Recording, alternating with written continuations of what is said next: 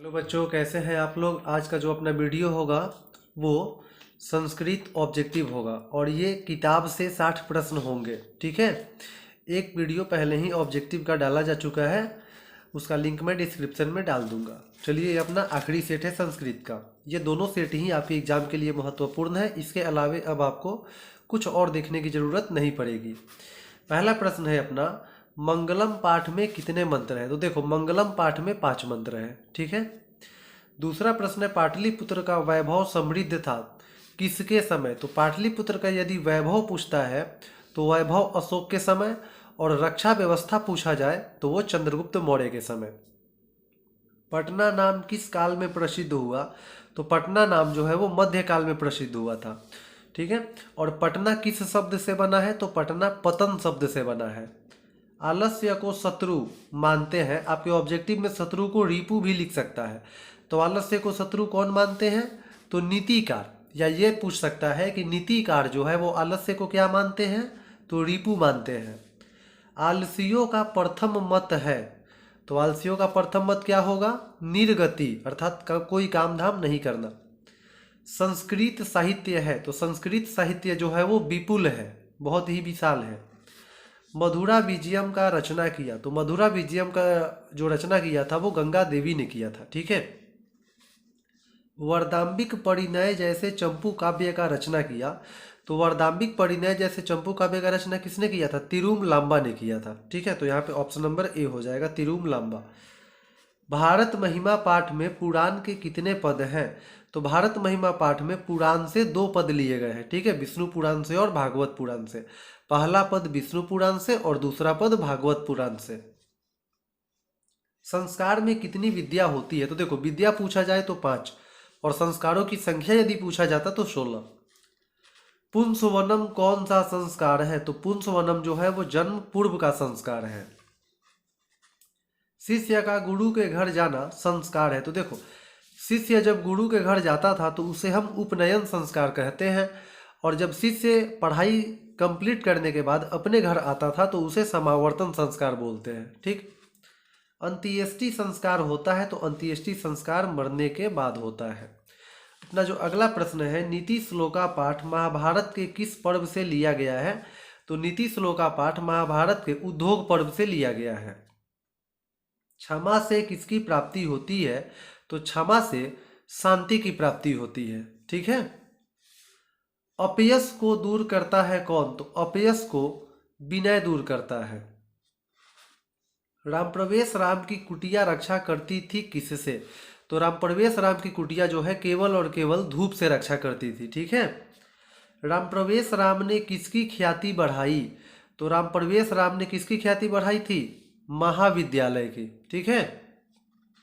महाविद्यालय ध्यान रखिएगा, विश्वविद्यालय ऑप्शन पे मत जाइएगा, महाविद्यालय। व्यापक विषय ज्ञान के कारण खुश हुए थे कौन। तो समिति सदस्य। ठीक है, या ऐसे पूछ सकता है कि समिति सदस्य किस ज्ञान के कारण खुश हुए थे। तो व्यापक विषय ज्ञान के कारण। दयानंद की शिक्षा किस भाषा में प्रारंभ हुई। तो दयानंद की जो शिक्षा प्रारंभ हुई थी वो संस्कृत भाषा में शुरू हुई थी। दयानंद की मुलाकात बिरजानंद से हुई थी मथुरा में। ठीक है। दयानंद ने सत्यार्थ प्रकाश किस भाषा में लिखा। तो दयानंद ने जो सत्यार्थ प्रकाश लिखा था वो हिंदी भाषा में लिखा था, ध्यान रखिएगा। दयानंद ने कौन सी शिक्षा पद्धति को दर्शाया। तो दयानंद ने नवीन शिक्षा पद्धति को दर्शाया था। मंदाकिनी वर्णनम पाठ अयोध्या के किस कांड से संकलित है। तो ये जो है आपका पंचवटी 95 से संकलित है। ठीक है। हितोपदेश ग्रंथ में किससे संबंधित कहानी है।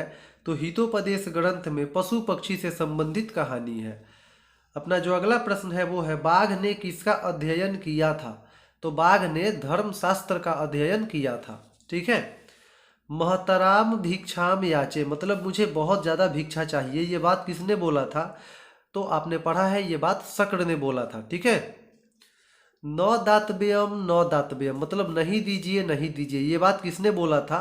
तो ये बात बोला था शल्य ने, जो कर्ण का सारथी था। न भेतव्यम न भेतव्यम, मतलब नहीं डरिए नहीं डरिए, ये बात किसने बोला। तो ये बात कर्ण ने बोला था। ठीक है। कर्ण किसके तरफ से युद्ध कर रहा था? तो कर्ण जो है वो कौरव की तरफ से युद्ध कर रहा था। अपना जो अगला प्रश्न है, क्षीर का अर्थ होता है, तो क्षीर का अर्थ दूध होता है। अनेक राज्यों के बीच कौन सा युद्ध चल रहा है? तो शीत युद्ध चल रहा है। अशांति से किसका विनाश हो सकता है? तो अशांति से मानवता का विनाश हो सकता है। ठीक है। वैर की भावना किससे बढ़ती है? तो वैर की भावना स्वार्थ से बढ़ती है। स्वार्थी उपदेशकों को दूर करना चाहिए, तो स्वार्थी उपदेशकों को बलपूर्वक दूर करना चाहिए। ठीक है। चलिए अपना जो अगला प्रश्न है, किसने कहा था वैर से वैर को खत्म नहीं किया जा सकता है? तो ये कहा था महात्मा बुद्ध ने। ठीक है।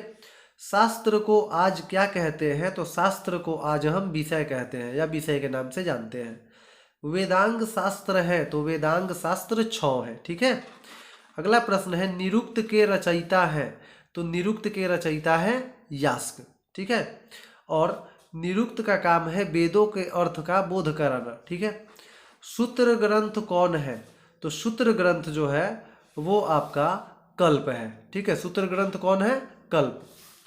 उपविशन्तु सर्वे, मतलब आप सभी बैठ जाएं, ये बात किसने बोला था? तो ये बात बोला था शिक्षक ने।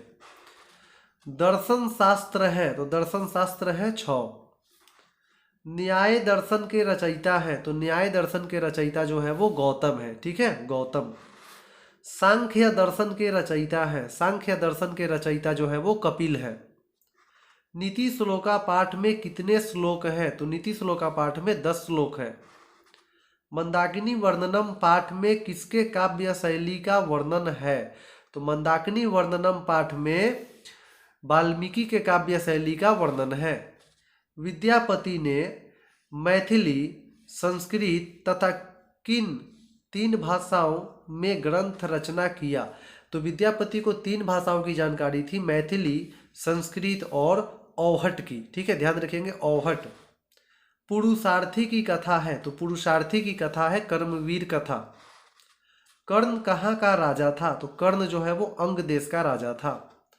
नदियाँ बहते हुए कहाँ मिल जाती हैं? तो नदियाँ बहते हुए समुद्र में मिल जाती हैं। मेगास्थनीज कहाँ का राजदूत है? तो मेगास्थनीज यूनान का राजदूत है। पटना शब्द किस शब्द से बना है? तो पटना शब्द जो है वो पतन शब्द से बना है, ध्यान रखेंगे। पटना या पाटलिपुत्र को सरस्वती के घर के समान कहा है किसने? तो पटना को सरस्वती के घर के समान दामोदर गुप्त ने कहा है। किस ग्रंथ में? तो काव्य मीमांसा में। ठीक, दामोदर गुप्त ने कुटनीम काव्य में। पुरंदर का अर्थ होता है, तो पुरंदर का अर्थ होता है इंद्र। ठीक है। अगला प्रश्न है आपका, मुद्रा राक्षस के लेखक हैं? मुद्रा राक्षस के लेखक विशाखदत्त हैं।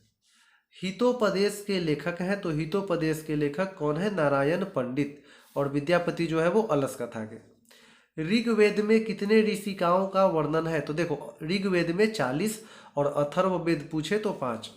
याज्ञवल्क्य की पत्नी का नाम मैत्रेयी था, और मैत्रेयी ने रचना किया था किस चीज का? तो मैत्रेयी ने बृहदारण्यक उपनिषद का रचना किया था, ध्यान रखिएगा। महाभारत में किस स्त्री का वर्णन है? तो महाभारत में सुलभ का वर्णन है। अच्युत राय का समय है, तो बताओ अच्युत राय का समय क्या होगा? तो यहाँ पे अच्युत राय का समय जो है वो 16वीं शताब्दी होगा। ठीक है। और कंपन राय का समय 14वीं शताब्दी। ठीक है। तो इस तरह से आपका ये जो 60 प्रश्नों का सेट है वो कंप्लीट हुआ। उम्मीद करते हैं कि आपको ये वीडियो काफ़ी अच्छा लगा होगा, और इसी तरह से किताब के बीच बीच से ऑब्जेक्टिव लेकर के मैं आऊँगा। ठीक है। तो आप चैनल से जुड़े रहें, वीडियो मैं अपलोड करते रहूँगा। तब तक के लिए शुभ रात्रि, जय हिंद।